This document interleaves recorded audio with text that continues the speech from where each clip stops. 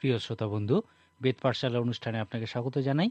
এই অনুষ্ঠানে এখন আমরা ইফিসীয়দের প্রতি সাধু পৌলের পত্রটি অধ্যয়ন শুরু করতে চলেছি। এইভাবে সাধু পৌল ইফিসীয়দের প্রতি তার পত্রটি শুরু করেছেন। ধন্য আমাদের প্রভু যীশু খ্রিস্টের ঈশ্বর ও পিতা, যিনি আমাদিওকে সমস্ত আত্মিক আশীর্বাদে স্বর্গীয় স্থানে খ্রিস্টে আশীর্বাদ করিয়াছেন। আজকে ইফিসীয় পুস্তকটি অধ্যয়ন শুরু করার আগে আমরা গালাতীয়দের প্রতি সাধু পৌলের পত্রটি থেকে সাধু পৌলের শেষ কিছু উক্তির বিষয়ে দেখব। এই গালাতীয় পত্রটির অধ্যয়ন শেষ করার আগে আমি আপনাকে এই পত্রটির একটি সুন্দর অংশ দেখাতে চাই, যেখানে সাধু পৌলের মাংসে কাঁটার বিষয় বলা হয়েছে। এই অংশটি হল গালাতীয় 4:12-16 পদ। লেখা আছে, হে ভাতৃগণ, তোমাদিওকে এই বিনয় করিতেছি, তোমরা আমার মতো হও, কেননা আমিও তোমাদের মতো। তোমরা আমার কোনো অপকার করো নাই, আর তোমরা জানো আমি মাংসের কোনো দুর্বলতা হেতুই প্রথমবার তোমাদের নিকটে সুসমাচার প্রচার করিয়াছিলাম। আর আমার মাংসে তোমাদের যে পরীক্ষা হইয়াছিল, তাহা তোমরা হেয় জ্ঞান করো নাই, ঘৃণাবোধও করো নাই, বরং ঈশ্বরের এক দূতের ন্যায় খ্রিস্ট যিশুর ন্যায় আমাকে গ্রহণ করিয়াছিলে। তবে তোমাদের সেই আত্মধন্যবাদ কোথায় গেল? কেননা আমি তোমাদের পক্ষে সাক্ষ্য দিতেছি যে, সাধ্য থাকিলে তোমরা আপন আপন চক্ষু উৎপাটন করিয়া আমাকে দিতে, তবে তোমাদের কাছে সত্য বলাতে কি তোমাদের শত্রু হইয়াছি? সাধু পৌলের জীবনের ক্ষেত্রে ইহা প্রকৃতই গুরুত্বপূর্ণ একটি ধারণা দেয়। সাধু পৌলের মাংসে এই কাঁটা ঠিক কি ছিল, পণ্ডিতেরা এই বিষয়ে একমত হতে পারেন না। সাধু পৌলের মাংসে এই কাঁটা কোনো অসুস্থতা বা আঘাতের কারণে এসে থাকতে পারে। তাকে অনেকবার পাথর মারা হয়েছিল এবং প্রহার করা হয়েছিল। হয়তো এই কারণে তিনি কোনো আঘাত পেয়ে থাকতে পারেন। দমেশকের পথে যখন তিনি যীশু খ্রিস্টের সঙ্গে মিলিত হয়েছিলেন, তখন হয়তো তিনি অন্ধ হয়ে গেছিলেন। যে কোনো কারণেই হোক, সেই কাঁটা তার মধ্যে থেকে গেছিল, যা তার শরীরকে বিকৃত করেছিল। বলা হয় যে গালাতীয়রা তাকে দেখে থুথু ফেলত। মূল গ্রিক শব্দ এই অর্থই প্রকাশ করে। যাই হোক, তাকে দেখতে মোটেই ভালো লাগতো না। সাধু পৌল নিজেই এই বিষয়ে সাক্ষী ছিলেন যে গালাতীয়রা বলেছিল, সম্ভব হলে তাদের চোখ তুলে তারা তাকে দেবেন। ইহা তার দৃষ্টিশক্তি যে খুবই ক্ষীণ ছিল সেই বিষয়ে বলে। তার মতো একজন পণ্ডিত ব্যক্তির দৃষ্টিশক্তি দুর্বল হওয়া খুবই দুঃখজনক, এবং সম্ভবত এই কারণেই তিনি গালাতীয় পত্রটি ছাড়া অন্য কোনো পত্র নিজে হাতে লেখেননি। এই অংশটি শেষেও আমরা একটা সুন্দর প্রশ্ন দেখতে পাই। আশা করি আপনি এই প্রশ্নটি নিশ্চয়ই দেখতে ভুল করেননি। কোনো এক জায়গায় একটা ফলকে লেখা ছিল, আমি কি তোমার শত্রুতে পরিণত হয়েছি কারণ আমি তোমাকে সত্য বলেছি? এই পৃথিবীতে মানুষ সব থেকে শেষ বিষয়রূপে সত্য শুনতে চায়। এমনকি মানুষ চিকিৎসককেও প্রচুর টাকা দিয়ে থাকে, কারণ তারা সত্য শুনতে চায় না।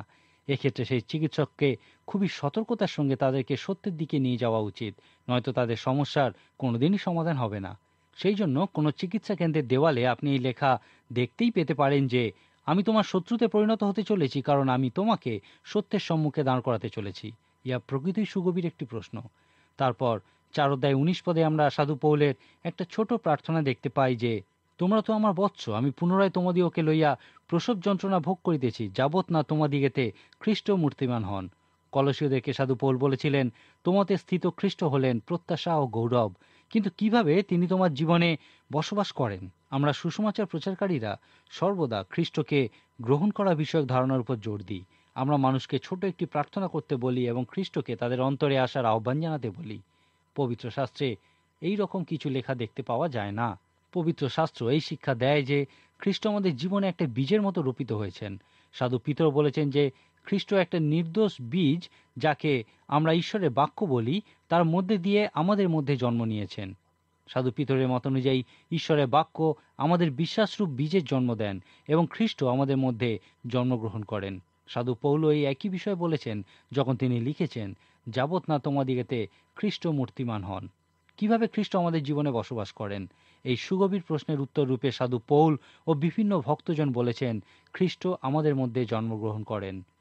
গালাতীয় 5 অধ্যায়ের প্রথম পদটি কখনোই উপেক্ষা করবেন না, যেখানে লেখা আছে, স্বাধীনতার নিমিত্তই খ্রিস্ট আমাদিওকে স্বাধীন করিয়াছেন, অতএব তোমরা স্থির থাকো এবং দাসত্ব জোয়ালিতে আর বদ্ধ হইও না।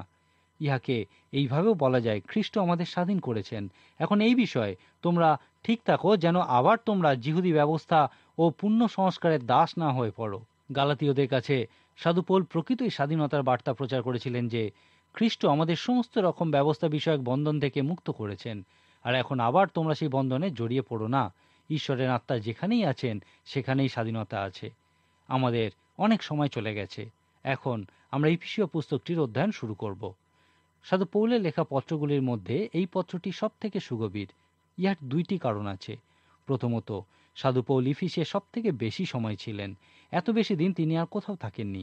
প্রেরিত পুস্তক অধ্যয়নের সময় দেখেছিলাম সাধু পৌল তার দ্বিতীয় সুসমাচার প্রচার যাত্রায় ইফিসে গেছিলেন, কিন্তু প্রকৃতপক্ষে তার তৃতীয় সুসমাচার প্রচার যাত্রায় তিনি সেখানে মহান সেবা কাজ করেছিলেন। প্রেরিত 18 এবং 19 অধ্যায়ে এই বিষয়ে আমরা লেখা দেখতে পাই। এই ইফিসেই তুরান্নের বিদ্যালয়ে তিনি প্রত্যেক দিন শিক্ষা দিতেন। সাধু পৌল ইফিসে প্রায় 3.5 বছর ছিলেন এবং এই তুরান্নের বিদ্যালয়ে শিক্ষা দিয়েছিলেন। কিছু কিছু অনুবাদে এই অংশের তলায় বিশেষ দ্রষ্টব্য রূপে লেখা আছে যে তিনি সকাল 11টা থেকে বিকেল 5টা পর্যন্ত সেখানে শিক্ষা দিতেন। সাধু পৌল 2 বছর এইভাবে সেখানে শিক্ষা দিয়েছেন। ইফিসে তার এই ছোট্ট বিদ্যালয় সম্পর্কেই বলা যায় তিনি সেখানে মণ্ডলী গঠনের কাজ সবথেকে বেশি ফলোৎপাদনকারী রূপে করেছিলেন। মণ্ডলী গঠনের ক্ষেত্রে সাধু পৌল প্রকৃতই মহান ছিলেন। প্রকাশিত বাক্যের 2 ও 3 অধ্যায়ে 7টি মণ্ডলীকে পত্র লেখা হয়েছে। এই ইফিসীয় মণ্ডলী থেকেই সম্ভবত বাকি 6টি মণ্ডলী গঠিত হয়েছিল। ইয়ার অর্থ হল ইফিসে সাধু পৌলের মণ্ডলী গঠনের কাজ প্রকৃতই ফল উৎপন্ন করেছিল। সাধু পৌল সম্ভবত তুরান্নে সেই বিদ্যালয়েই এই মণ্ডলীগুলির পালকত্ব করার জন্য পালকদেরকে প্রস্তুত করেছিলেন। ইফিসীয়দের প্রতি সাধু পৌলের এই পত্রে ইফিসে স্থিত কথাটি কিছু অনুবাদে দেখা যায় না। কলসীয়দের প্রতি পত্রে 4 অধ্যায় 16 পদে সাধু পৌল এই বিষয়ের উল্লেখ করেছেন যে তিনি লাইদিকিয়াস্ত মণ্ডলীতে পত্র লিখেছিলেন। তিনি কলসীয়দেরকে বলেছিলেন, তোমরা এই বিষয়টা দেখো যেন লাইদিকিয়ার লোকেরা এই পত্রটি পড়ে এবং তোমরাও লাইদিকিয়াস্ত মণ্ডলীকে লেখা পত্রটি পড়ো। ইফিসে সাধু পৌল যে মণ্ডলী গড়ে তুলেছিলেন সম্ভবত সেটাই ছিল কিছু মণ্ডলীর কাছে মাতৃমণ্ডলী স্বরূপ। হয়তো আপনি সেই সমস্ত মণ্ডলীর সঙ্গে পরিচিত আছেন: স্মুর্না, পর্গামম, থুয়াতিরা, সর্দিস, ফিলাদেলফিয়া এবং লাইদিকিয়া। এই 6টি এবং ইফিসীয় মণ্ডলীকে নিয়ে 7টি মণ্ডলীর বিষয় আমরা প্রকাশিত বাক্য 2 ও 3 অধ্যায়ে দেখতে পাই।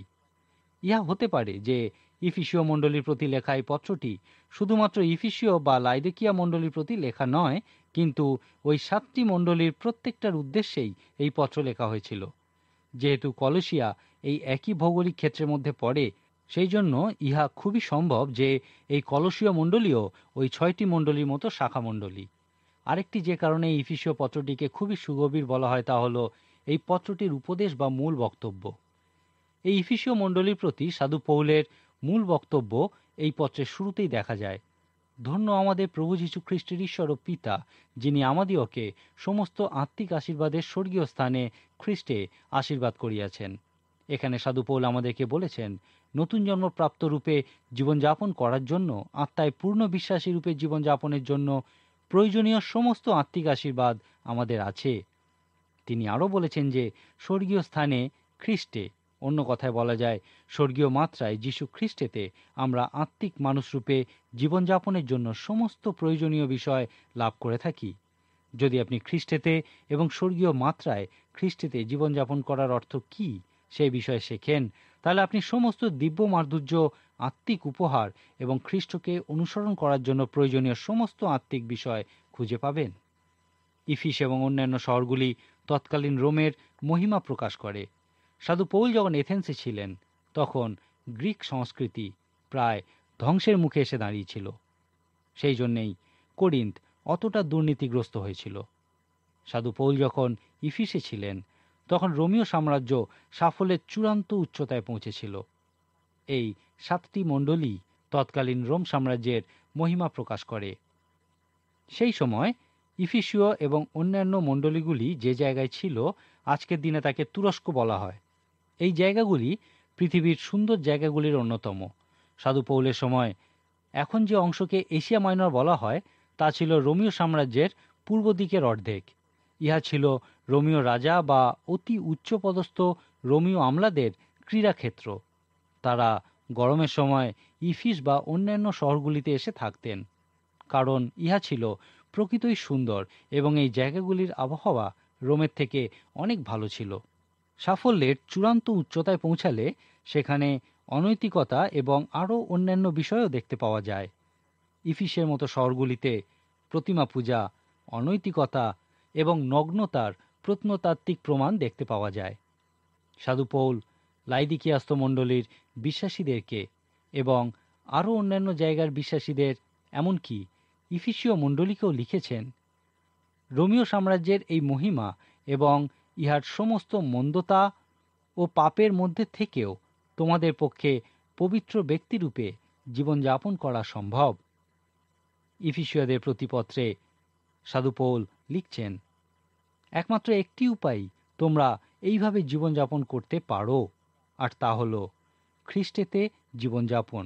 অর্থাৎ তোমাদেরকে অবশ্যই স্বর্গীয় মাত্রায় জীবনযাপন করা শিখতে হবে।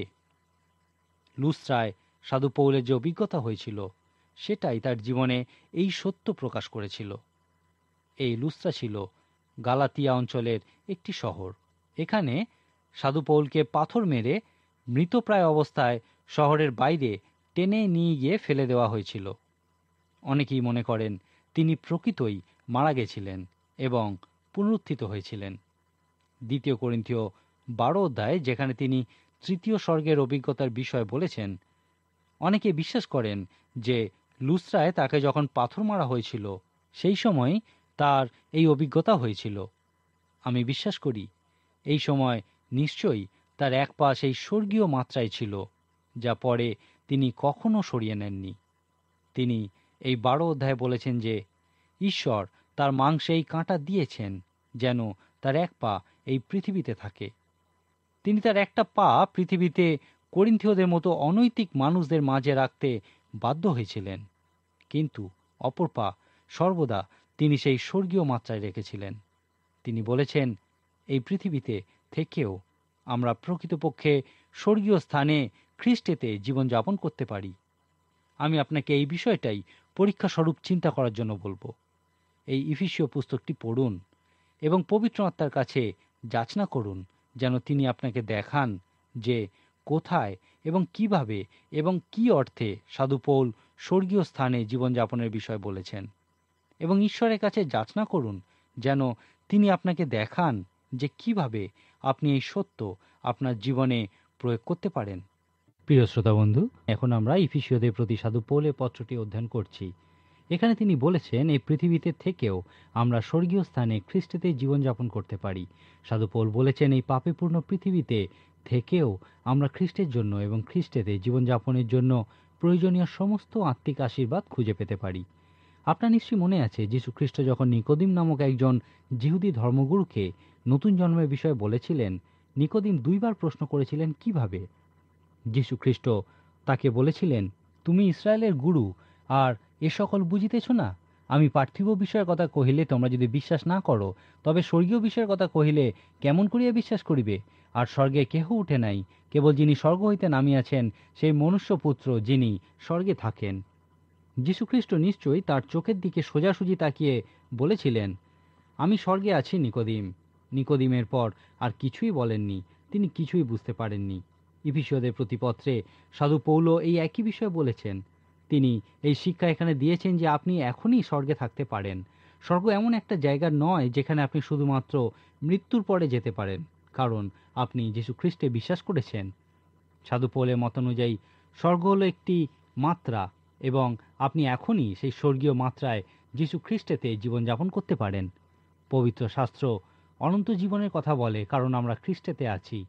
অনন্তকাল কথাটার প্রকৃত অর্থ হলো যা ছিল, যা আছে এবং যা হবে। এখন এই অর্থে আপনি এবং আমি কি অনন্ত জীবন লাভ করতে পারি? যদি আমি বলি আমি অনন্ত জীবন লাভ করেছি কারণ আমি যীশু খ্রিস্টে বিশ্বাস করেছি, ইহা কি এই অর্থ প্রকাশ করে যে আমি সর্বদা জীবিত থাকব? ইহার অর্থ হলো আমি পুনর্জন্মে বিশ্বাস করি। যদি আমি পুনর্জন্মে বিশ্বাস করি, আমি সর্বদা জীবিত থাকব। আমি জীবিত ছিলাম, আছি এবং আমি সর্বদা জীবিত থাকব। এই বিষয়ে কিন্তু আমরা কথা বলছি না। আমরা যখন বলি যে আমরা অনন্ত জীবন লাভ করেছি কারণ আমরা খ্রিস্টে বিশ্বাস করি, তখন এই অর্থ প্রকাশ করি যে খ্রিস্ট হলেন অনন্তকাল স্থায়ী। খ্রিস্টের কোনো শুরু নেই এবং শেষও নেই। তিনি চিরকাল আছেন। তিনি ক্রুশীয় মৃত্যুবরণের ঠিক আগে সেই বাগানে প্রার্থনা করেছিলেন, পিতা, এই পৃথিবীর পূর্বে তোমার সাথে আমার যে মহিমা ছিল তা আমাকে ফিরিয়ে দাও। খ্রিস্টের অস্তিত্ব বেথলেহেমে তার জন্মের পর থেকেই শুরু হয়নি। তার অস্তিত্ব চিরকাল আছে। ইহাকে আমরা বলি জন্মের পূর্ববর্তী খ্রিস্ট। খ্রিস্ট 33 বছর পার্থিব দেহে জীবিত ছিলেন। তারপর তিনি পুনরুত্থিত হয়েছিলেন এবং 40 দিন পুনরুত্থিত দেহে ছিলেন।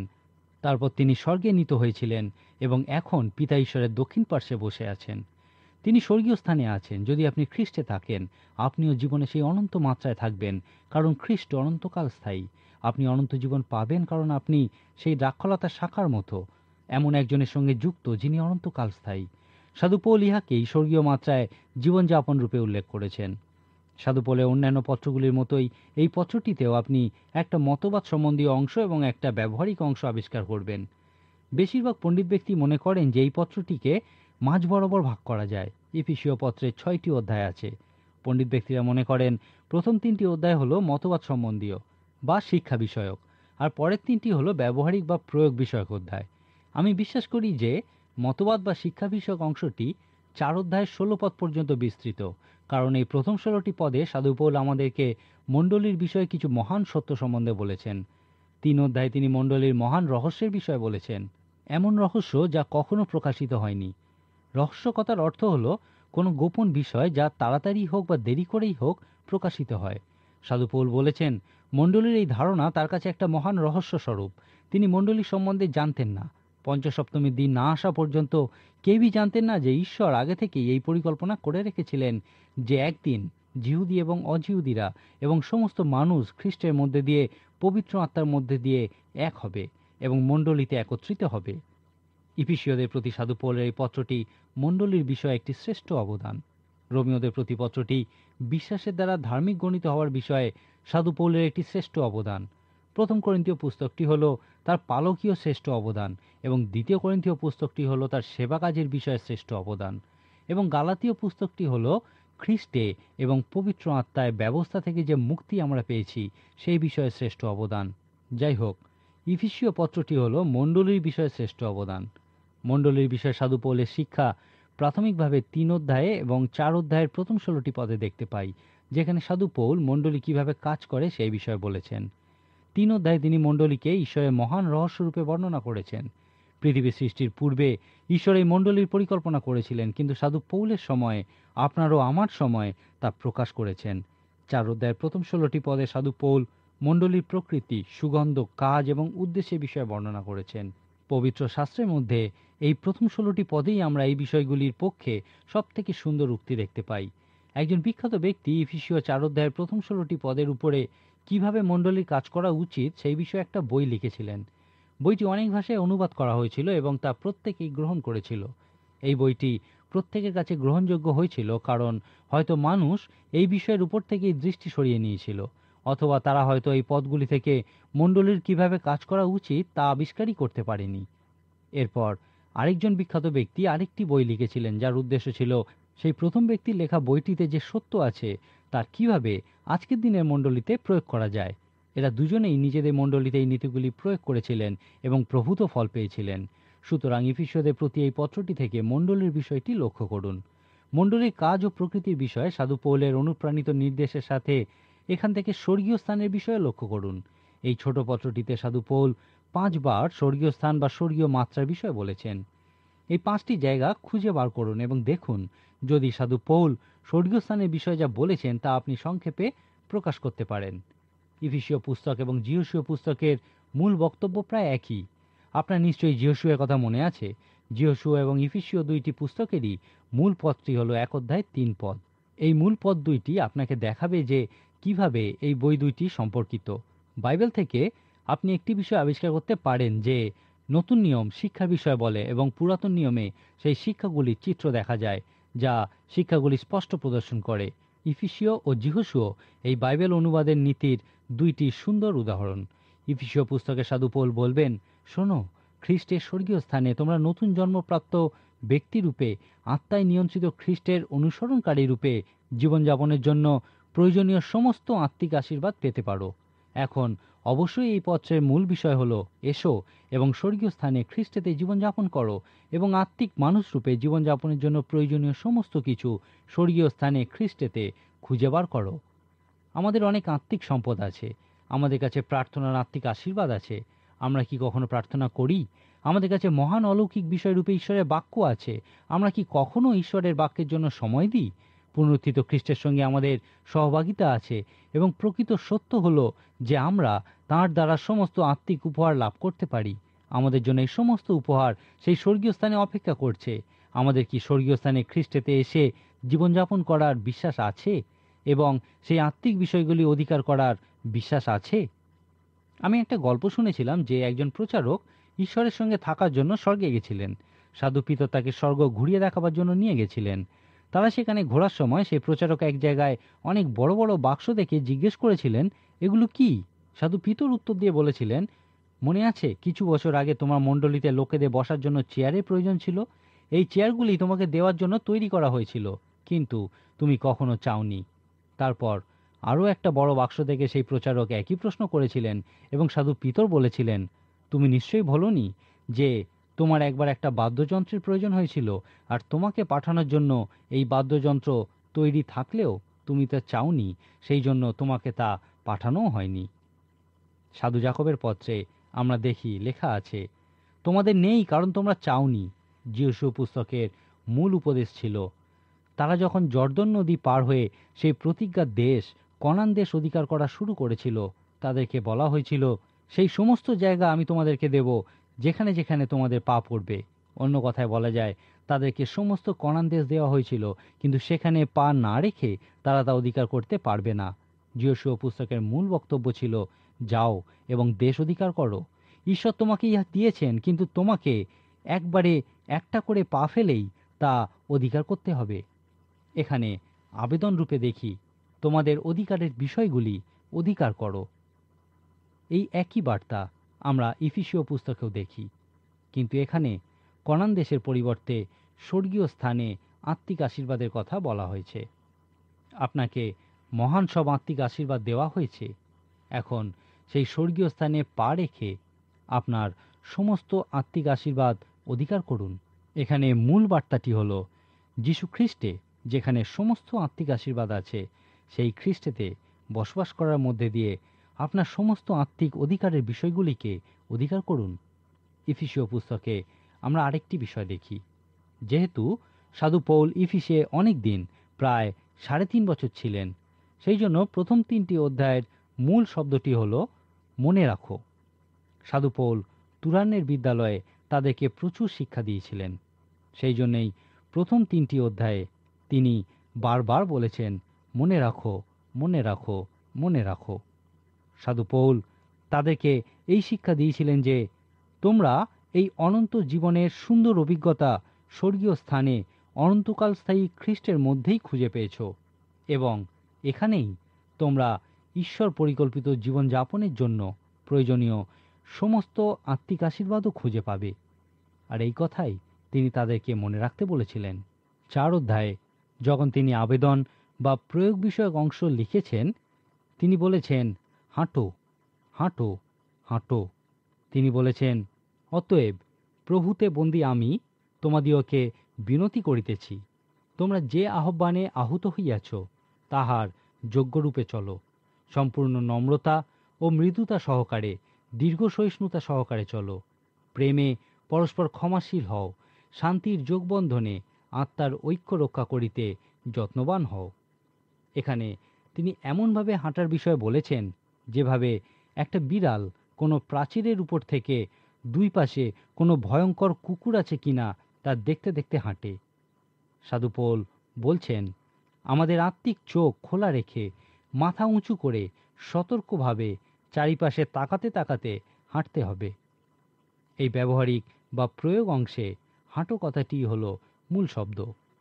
প্রিয় শ্রোতা, যদি এই বিষয়টি আপনার কাছে রহস্য মনে হয়, তাহলে ঈশ্বরের কাছে যাচনা করুন যেন তিনি আপনার আত্মিক চোখ খুলে দেন, যেন আপনি প্রত্যেক দিন স্বর্গীয় মাত্রায় জীবনযাপনের অর্থ বুঝতে পারেন।